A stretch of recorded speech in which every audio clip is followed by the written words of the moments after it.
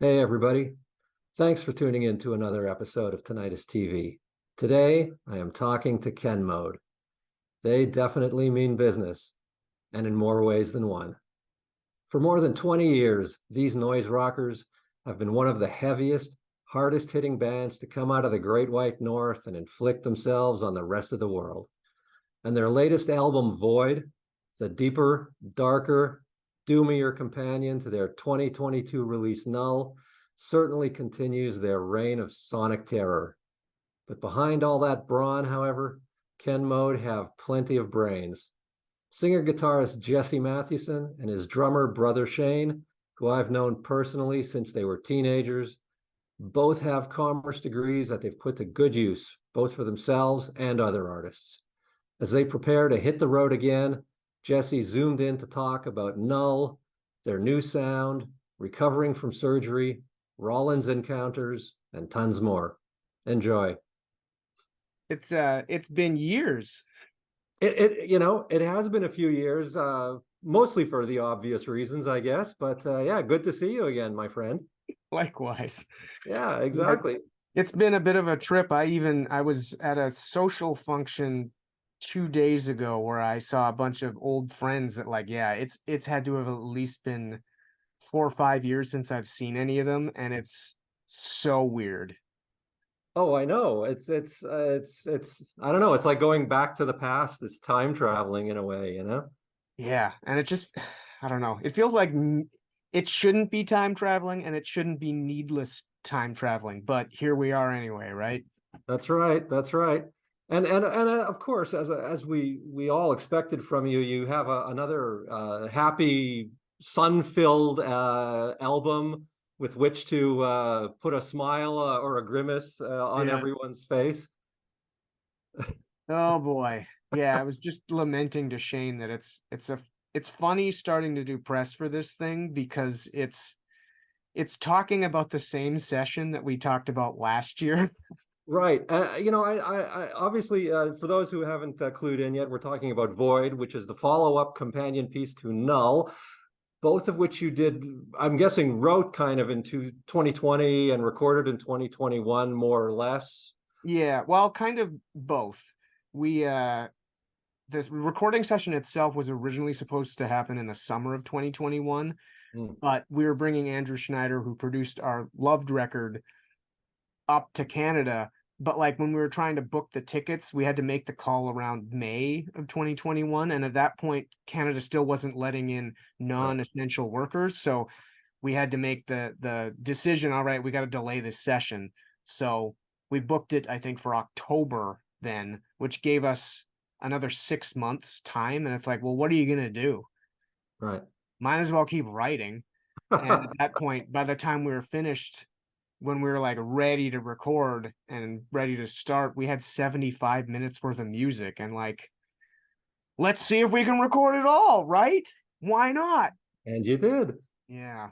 Well, I mean, it's great stuff, but knowing you, I don't see you as being a guy who would be happy sitting on all of this music for like a year and then two and half of it for 2 years. That Yeah, must have been driving you crazy. a little bit.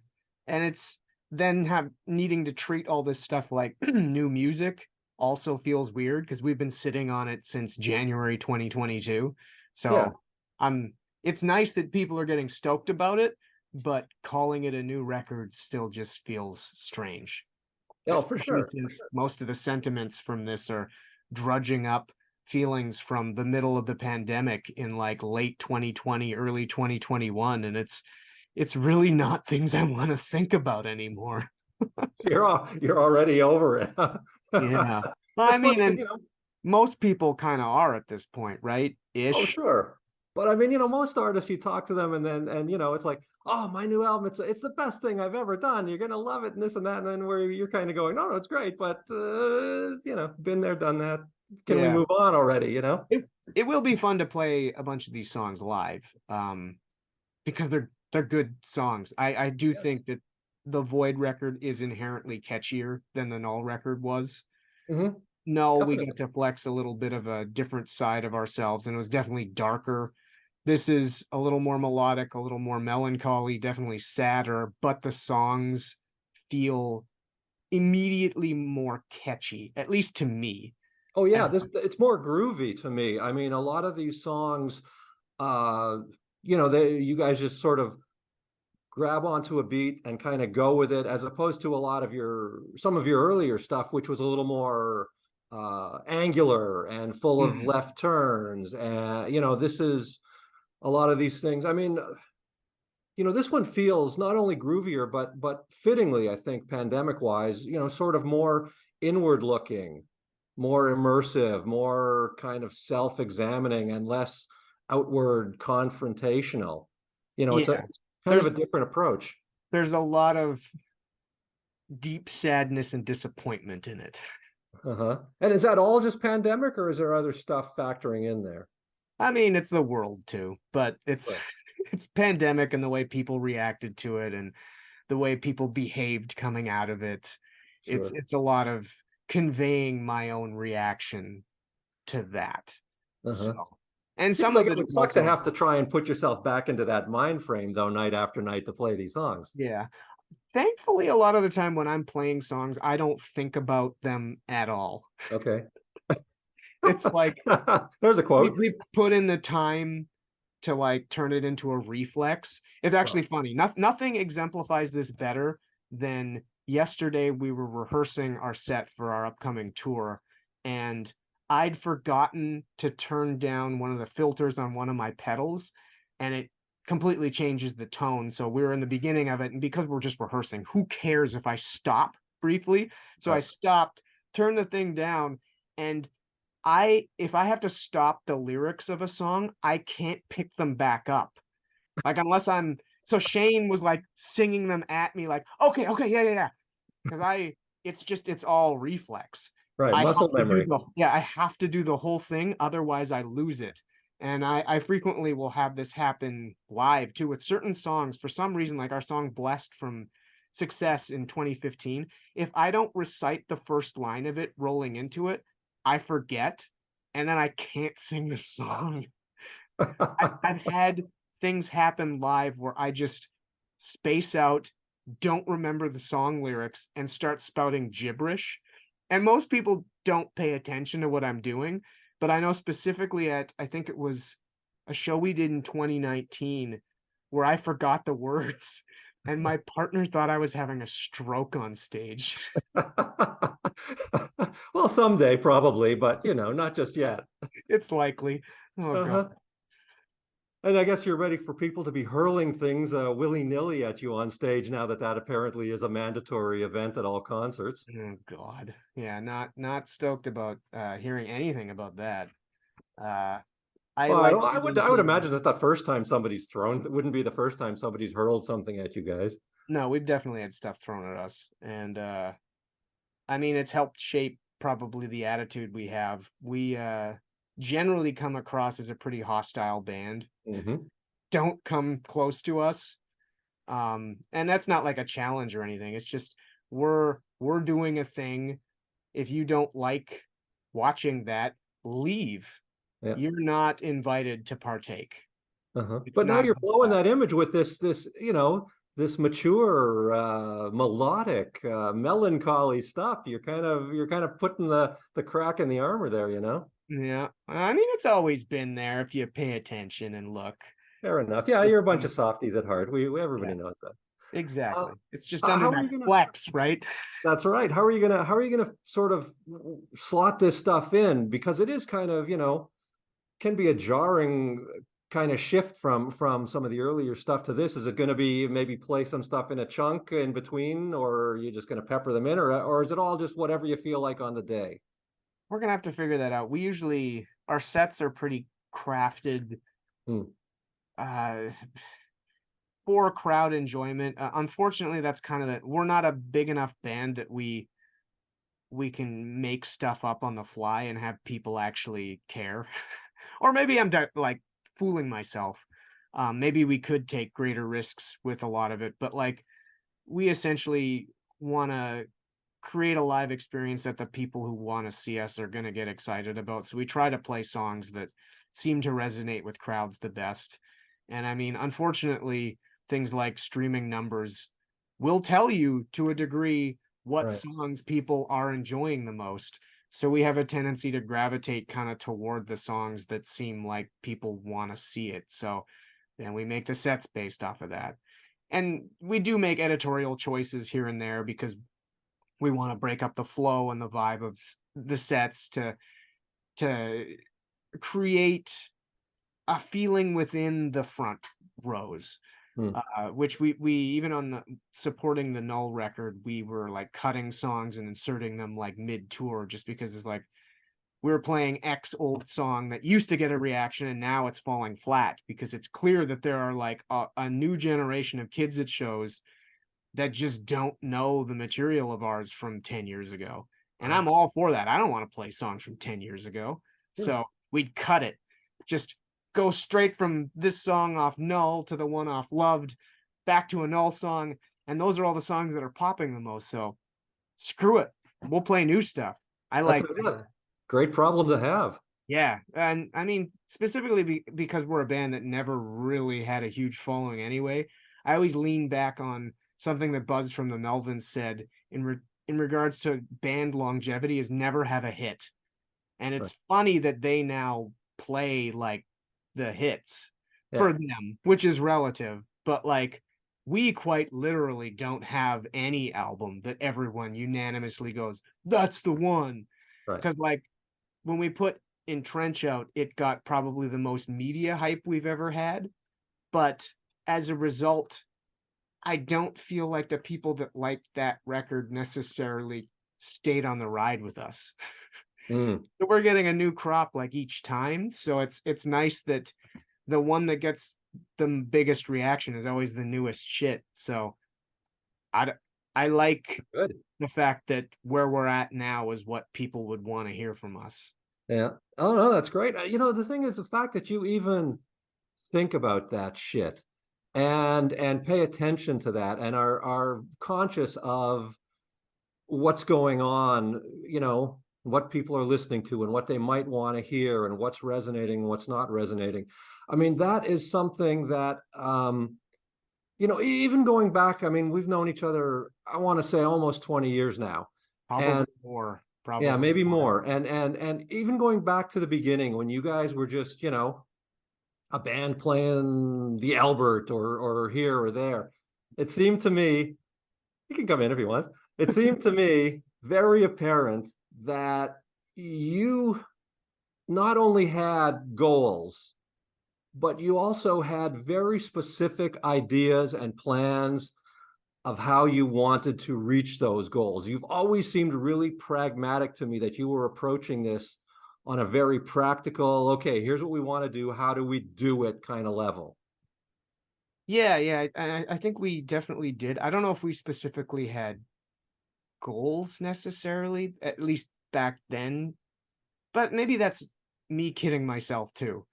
We always wanted to present ourselves in a certain professional light, even Mm-hmm. when we were like literally children doing the thing. Right. Um, and it's something that I definitely know in 2002 we had a moment where we knew that what we were doing should have been good enough to be getting international attention. It's how do we now take it to that level?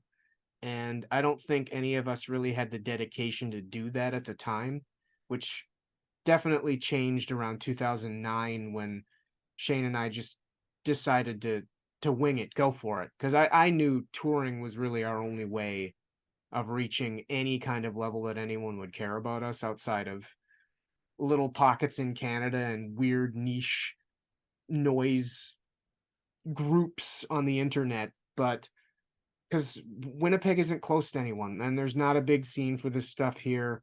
It's not a international media hub, so why would anyone care? And I knew touring was the only way for anyone to really truly give a shit.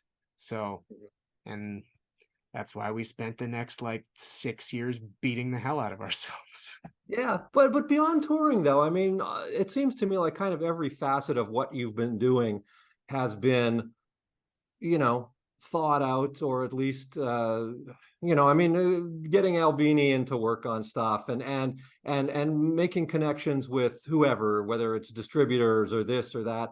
Again, as opposed to most of most of the bands, I think, who came up with you or alongside you or were playing at the same time as you guys started out are either long gone or plateaued early on and are still playing those same gigs for those same people in those same places.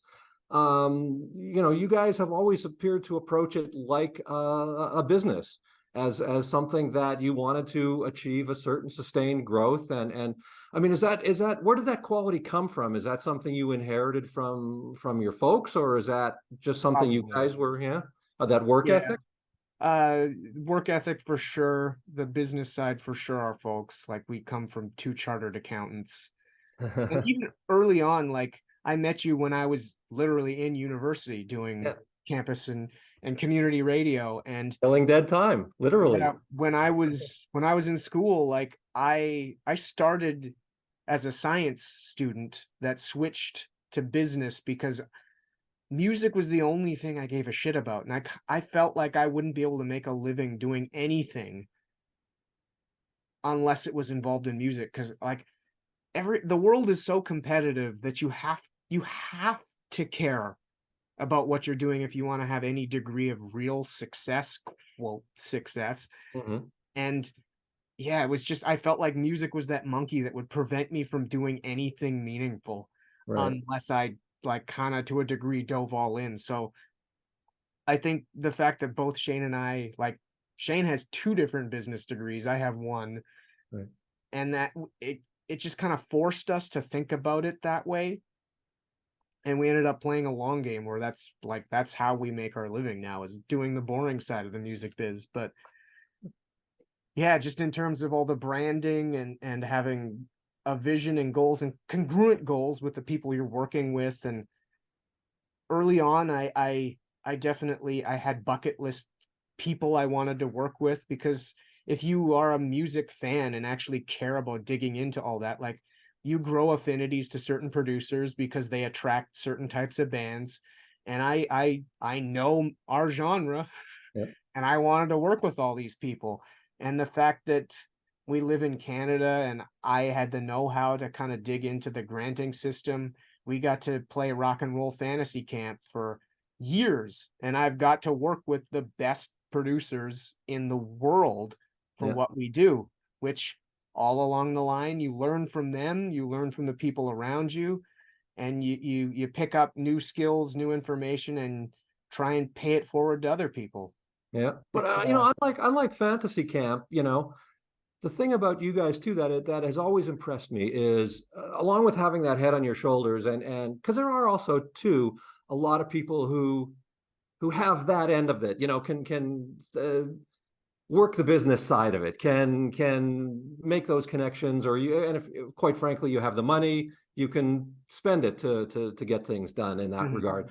But you guys have also, you still have the ability somewhere somehow to kind of turn that off and make art. You know what I mean? Like, you guys, you're 25 years into this almost, and you are still not only making music, you are making good music, and music that continues to challenge both yourselves and your listeners, which is a really hard act to achieve. Most people are good at one or the Yeah. other, you know? I think it's because we've been able to almost split our personality in that respect, Mm, where you're focusing a degree of poison into this artistic side. And the fact that we've never run out of poison helps. so But your maladjustment is the yeah, key to it all. this is what keeps me from hurting people or doing bad things. Come on. I've known you a long time, and we all have our baggage and our shit. But you're a nice guy, and now you're 25 years older. You're a middle-aged man, like it or Yeah. not. How do you still reach dark little nub in there to pull out this poison, you know? I think it's just you gotta keep flexing the muscle. It's a Huh? matter of just doing it. Huh? And that's how you I think the longevity comes in continuing to do it. And also remaining connected to what got you into it in the first place. I think a lot of people and artists as they age, it's when they disconnect from the very core values of the scene that they spawned from, that's when they become lost. And sometimes popularity forces bands into that situation. Hmm. There's like this overwhelming vibe that I get from more popular bands that it's cool to fit in with other popular bands. And I think a lot of them end up losing touch with the kids that are doing new and exciting things. And I mean, our relative quote success is still not really anything that moves the dial. Right. For sure. So I hear you. But you have respect. we have, yeah, Yeah. which I know there's plenty of quotes about Buzz Osborne talking about respect. Can I buy a Yeah, house exactly. with street cred? Um, Yeah. but I mean, I can't complain about our situation at all. Like we don't have to put our own money into this anymore, and we still get to make connections with bands that are making true art. And that's a big thing, especially for what Scott and I do and the amount of effort we put into maintaining a connection with bands that are doing things that we believe are truly artful and not from any bullshit commercial perspective. Like Right. most of the bands that I truly vibe with, nobody gives a shit about. And it kind of breaks my heart because we have to keep playing this game of loosely connecting with bands that are still moving the needle enough that it makes sense to make business decisions with them because we've moved it just enough that that has to matter, Right. which I wish we were a little bit more popular so we didn't have to give even the slightest fuck about any of that shit with bands we work with. Because I would love to just pull the most obscure bands and ask them to tour with us because I just want to see that every night. And we've been very lucky that we've been able to work with a lot of bands that are like still very cool and artistic. But the fact that I have to think about that in the back of my head, where it's like, well, do they have what's their draw like in these regions? Mm. How are their Spotify streams? Like, fuck that stuff just sucks, but you have to think about it if you don't want to just tank everything.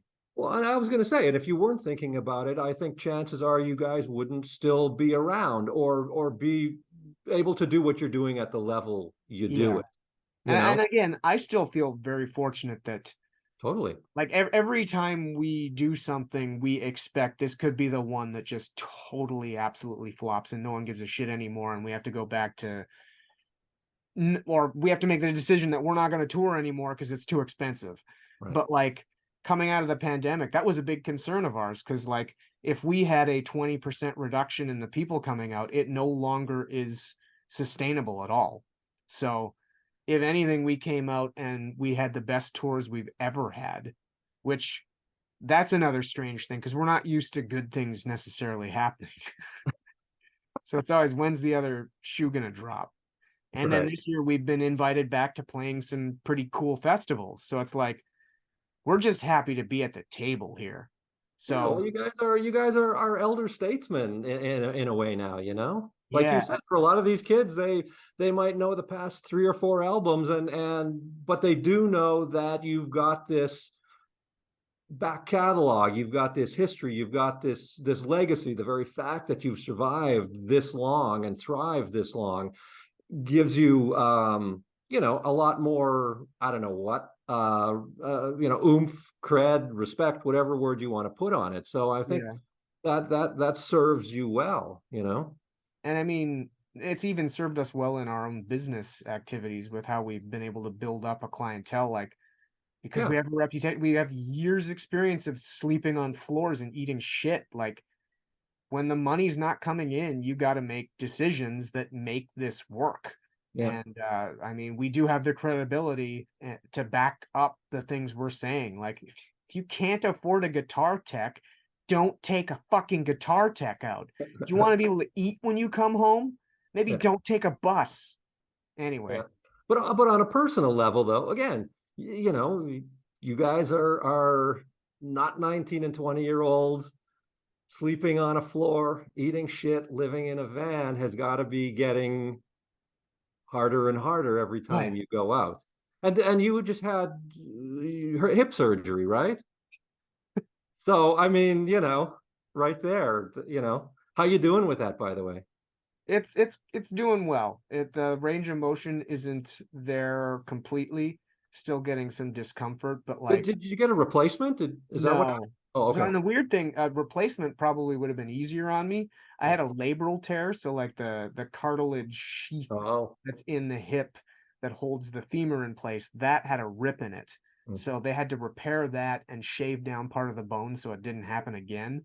mm, And with soft tissue repair, it takes longer to yeah, heal from it. So I was really pretty out of commission for most of June and then steady rehab ever since.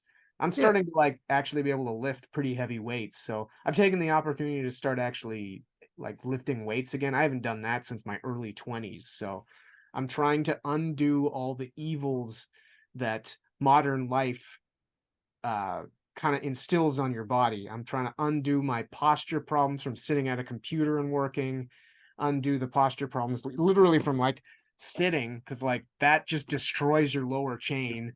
Yeah. But it's funny, like doing lifting weights, like doing squats and deadlifts and things like that. Yeah. I'm not having lower back pain anymore. Go Right. figure. Yeah, it's all about the core when you get to your age. And I was going to say our age, but you're significantly younger than I am still. So, But just wait till you it get to be my age. Yeah. Well, and even then, it all matters. Like my dad is one of the inspirations for this. He's lifted weights since he was like 18 years old. He's 72 in like a week, and Wow. he's like a shredded 72. And part of why he's in such good shape now is because he never stopped doing that. And Right. a big problem as you get older is people stop exercising, they stop eating as much, and they just chalk it up to old age. And he says like part of the biggest problem is you don't it's harder to retain muscle, so he Yeah. has to eat more than he did when he was younger to keep any of it on. But it's all those muscles that help stabilize you and keep you from hurting yourself and some of the activities you would have previously done.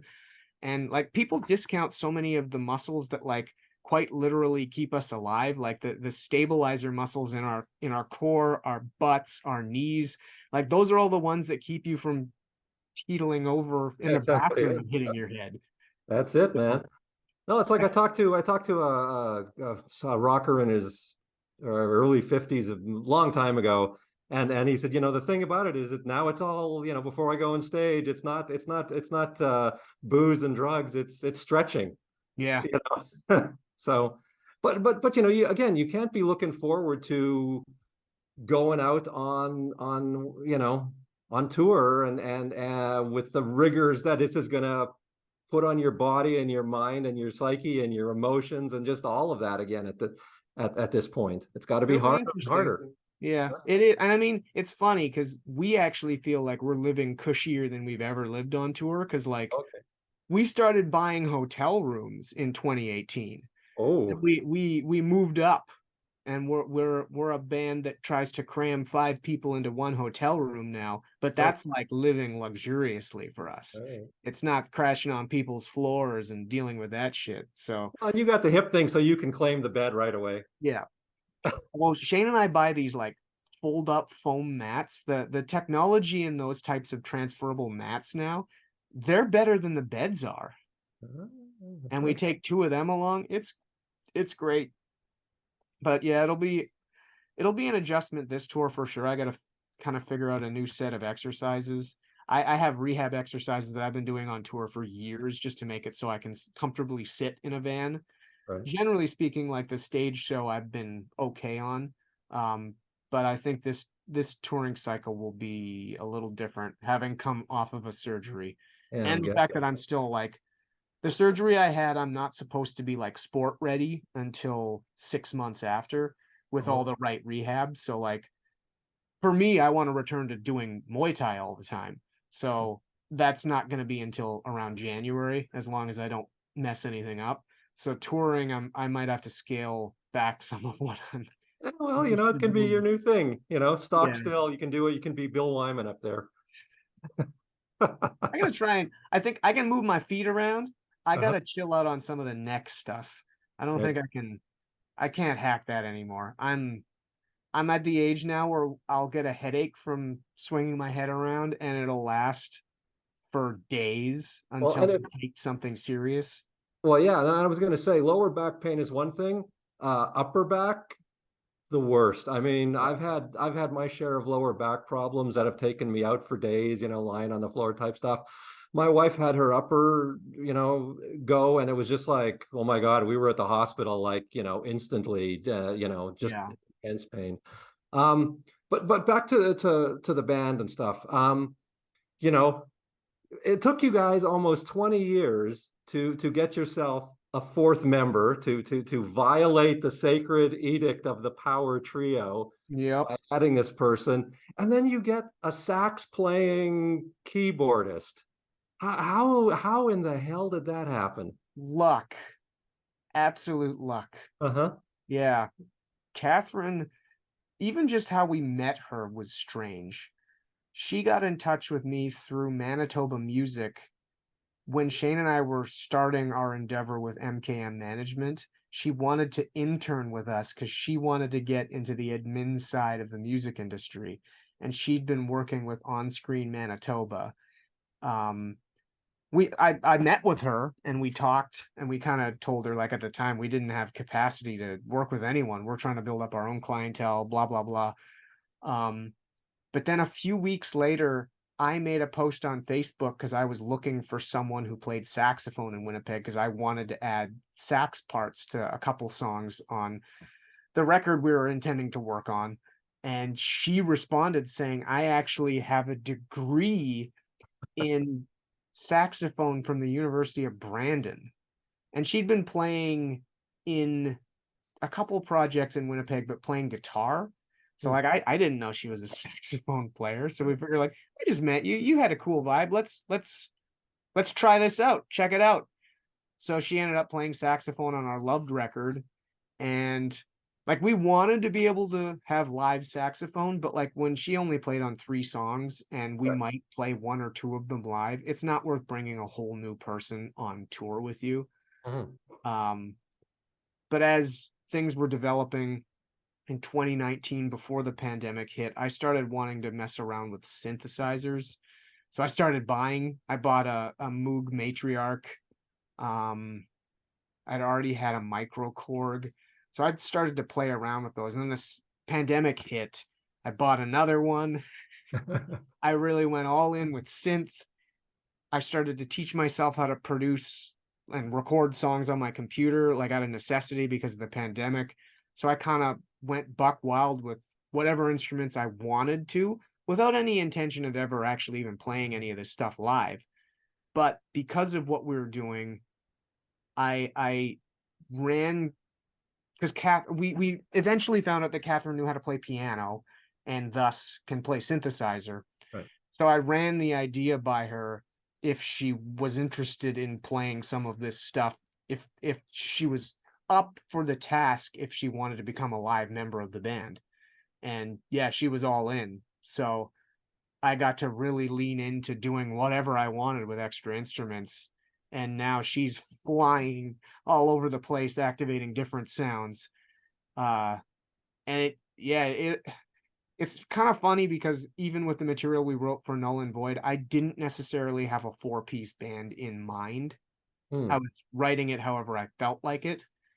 So whatever's going to be next will be very interesting because I'll need to think about it like a 4-piece band, which is exciting. Yeah, totally. I'm surprised though. I would have thought that you would have probably already written the next album. We haven't really had any time, unfortunately. Like 2022, by the time we finished producing it, I had to throw myself into all the promotional side. So that's coordinating music videos, babysitting, getting them all edited properly, babysitting, making sure we have tours coming up. The admin side of Ken Mode is very not fun, and I really leaned into it with Null because Right. I was nervous because we hadn't toured since, like, a real tour since 2018, mostly because of the pandemic, but, like, I don't know, the pandemic, I mean, it fucked with everyone's heads, Sure. but, like, we weren't sure how all the things that we were used to doing would play out. Like, Mm. even down to stuff like dealing with the border, work visas, like, Right. all the admin tasks that used to be regular for me just seemed a little more overwhelming. That and, like, our company is considerably busier now. Sure. The previous record cycle, we didn't have half the number of clients we do now. So I was juggling a lot, and it kind of hasn't slowed down, unfortunately. I Great. thought I'd be able to lean into writing a little bit more because of the hip surgery, but we got some stuff done, but I'm not convinced of it. I don't feel like we're far enough away from what we've just finished doing. So it's a nice start, but I need to get my head in the game. And Right. unfortunately, we're now right back into doing interviews and prepping for tour and All right. So when it it is comes what to it it, is. you kind of have to go and like deep dive in when you write. Yeah. And I'm gonna it'll be an adjustment going forward to try and figure out how to balance all of that because I don't want to just stop playing shows too. Like if we get good opportunities, if we maintain kind of the level of heat we have, it'd be nice to keep doing cool things because it's a paid way to travel. Oh yeah, no, that's yeah. Being in a band and not playing today these days especially seems pointless, you know. Yeah. Unless you're just completely dedicated to writing, which I actually get more fulfillment out of writing than I do any other aspect of it. But if you want that to mean anything, you have to do all the other stuff. Oh, yeah, for sure, for sure. You know, again though, talking about the way you guys have evolved, I think the Jesse that I knew 25 years ago would have said, saxophone? I'm not making music with no fucking saxophone. It's one of those things. I think I would have understood if Uh-huh. the Jesse 25 years ago could have heard how we use it, There you go. you get it. I But liked the birthday party when I was a kid. there you go. All right, fair enough. I'll give you that. And I'm amazed you've had the same bassist now for like a decade. Yeah. That is that is pretty significant for you guys. I mean, was that how much of that is to do with Scott, and how much of that is to do with you and Shane in terms of, you know, was it just finally you found the right guy, or finally you guys kind of went, you know what, we're thinking about this the wrong way? I think it leans more on Scott because Okay. I don't a lot of it is circumstance and flexibility and what they want out of it too. Hmm. We kind of had a revolving door around 2011, mostly because of the circumstances of Chad leaving and the goals of what the band intended to do over that period. We were left kind of like going, how the hell can we do all this stuff? Because he Right. just bailed on us. Because we were throwing all in, and he was supposed to be all in, and then he wasn't all in. I got you. So I had to make do with a patchwork of people helping us. Right. And then we ended up linking up with Andrew LaCour, which the personalities did not work very well, but he was into tour. Hmm. Um, and that kind of crashed and burned when we could allow it to crash and burn. Sure. And then we got Scott up to speed, and he was a better personality fit. Yeah, well, And that's what it all comes down to. I mean, it's not who you can, you know, there's a million guys you can be in a band with, but the number of people you can be in a van with for 12 hours, 20 hours, 20 weeks, whatever, yeah, that's pretty minimal. That's pretty limited, right? yeah. And even just in terms of being aligned with an aesthetic that you're wanting to push forward on, like it's just like any human relationship, right? It's all about having the congruency and being along for the same ride. And it's a blessing when you can get any pocket of time with any significance with others that actually works. Yep. It's just like any romantic relationship, any business relationship. When it works, feel fortunate that it works. And it's work to make it work. So Yep. yeah, and I mean the older we get, we definitely understand more of how being in a band that has any kind of longevity has a lot to do with relationship management too. And that is one of the most combustive elements, especially with young bands, because they don't know how to communicate properly. Right. That's often why these things self-destruct. Yeah. Well, and you know, I mean, especially in a band with your brother. I mean, that's kind of a notoriously combustive Yeah. combination. But you know, I don't think I've ever seen you guys disagree about anything, at least, you know, in public or whatever. I'm sure Yeah. you have your normal family relationship like everybody does. But in within the framework of the band as a functioning unit, you guys always seem to be, if not in lockstep, pretty on the same wavelength and supportive of each other. Yeah. And I mean, especially publicly, you kind of have to as a band. Like otherwise, what the hell Lots are of you people doing? don't. Yeah. You Yeah. know? Um, yeah, and I mean we kind of make a point of this is what you show the public. You can talk about it Sure. behind the closed doors, but you have to come to a decision that you all represent in public. And that's just like any other business, right? You got Yeah. to get behind the goal. And if you're not behind the goal, shut the fuck up. You're not going to be the one talking about it, nor Yeah. will you be the one handling it. So suck it up. Exactly. So you're coming up on 25 years of Ken Mode officially, like next year, I think, right? Yeah, yeah. It's like September 2024. It'll be 25 years. Well, how would you like to mark that occasion? I don't know. It feels weird because we did the 20th anniversary right before the pandemic hit, and we Right. did like a hometown show where we brought up a bunch of the former bassists that could do it, and we've had them each play a couple songs. Um, it's because of the pandemic, it still feels like we're barely past that. So the fact that we're now like right up next to this 25th year, I almost don't want to do anything.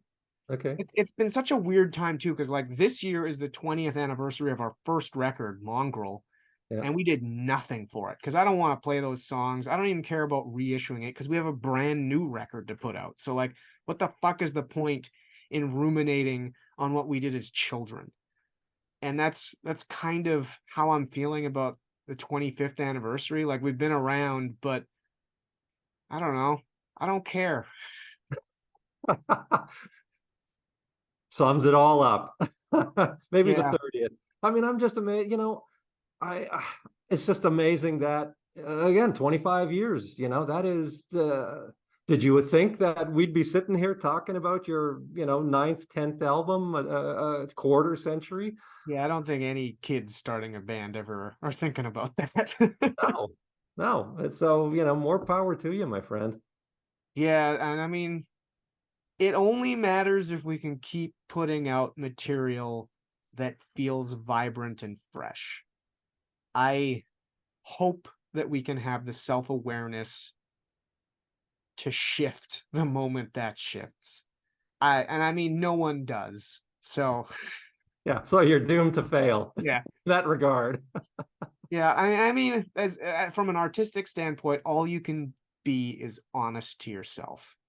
And I just hope that we can maintain being honest. And I think we can because we're only getting better at expressing what we're trying to.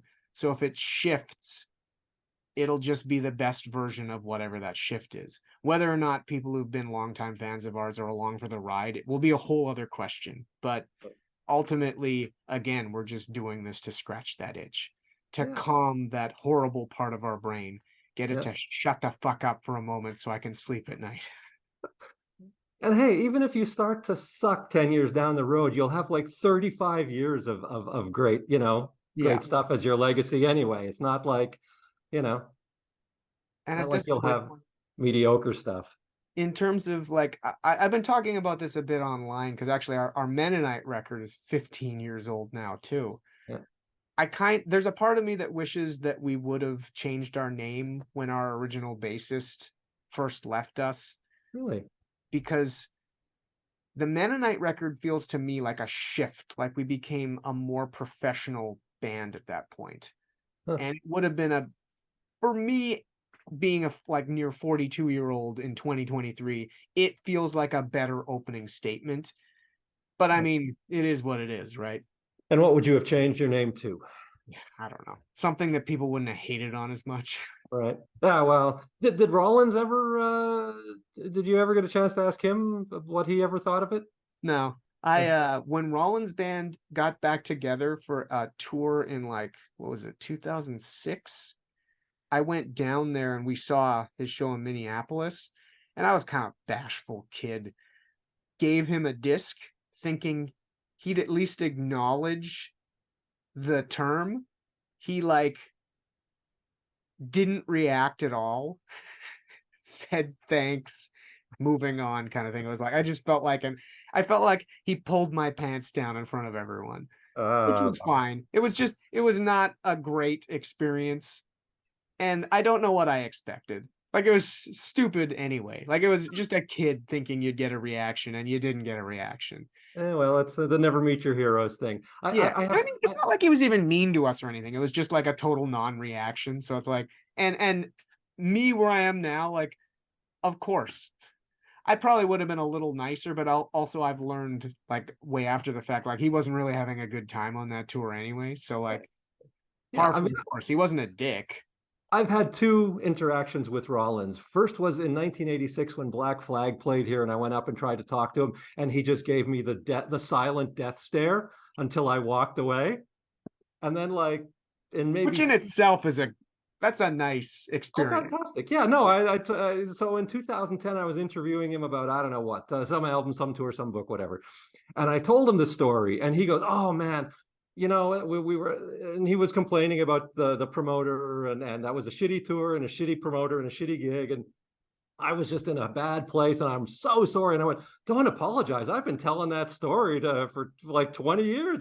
He said, "Oh, okay. Well, you got your experience then, you know." It is the perfect branded experience for that phase of Black Flag. It explains everything. Everything. Yeah, Yeah, exactly. you weren't mean to me, but it was perfect. Oh yeah, totally. You just have to see. You got to work on that. You work on your death stare, and you can just do that from stage, and there you go. I mean, I've had that for years. True. I came from the school of Rollins. That's true. That's true. Fair enough. Just the next stuff. Watch the next stuff. Yeah, that's the goal. I mean, I've been doing my rehab exercises. I'm trying to stabilize all that stuff. So yeah, it'll be a matter of trying to manage that on tour. The problem is always when I get up there, then I just start instinctually like thrashing it and don't think about it. And then the next day, yeah, you're in pain. Oh, well. Because I was going to not thrash my head around last fall, and I fucked that up. Yeah. Well, I don't know what to tell you, my friend. Take it easy out there. Chill out. Chill out. All right. Well, listen, I've taken up enough of your time today, and I'll let you get on with your business. But it has been great to talk to you again. And yeah, likewise. Yeah, and thanks again for this album and for all the albums and for doing it as well as you've been doing it, for as long as you've been doing it. I'll strive to continue on this trajectory so we can talk about this again. Perfect. All we right, should brother. Talk for 25 next year. Yes, sir. We'll do it. Hell yeah. All right, man. Have a good rest of your day. You too. Take care.